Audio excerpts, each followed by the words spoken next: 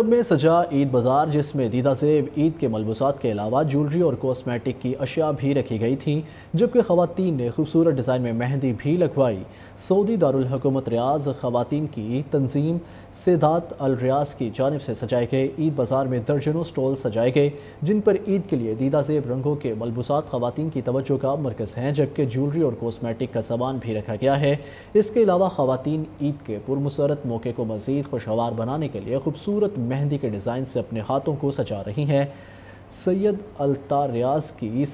صدر ارم ابراہیم کا کہنا ہے کہ سعودی عرب میں ایک چھت تلے خواتین کو عید کی شاپنگ کا موقع فراہم کیا گیا ہے تاکہ وہ آسانی کے ساتھ عید کی خریداری کو ممکن بنا سکے، جس میں پاکستانی خواتین کے علاوہ دیگر ممالک کی خواتین بھی پاکستانی ملبوسات میں دلچسپی رکھتی ہیں۔ عید بازار میں شرکت خواتین کا کہنا تھا کہ دیار خیر میں اس طرح کے عید بازار پاکستانی اشیاء کی آسانی سے دستیابی میں مدد دیتے ہیں اور پوری کمیونٹی ان سے بہتر انداز سے عید کی خریداری کو ممکن بناتی ہے۔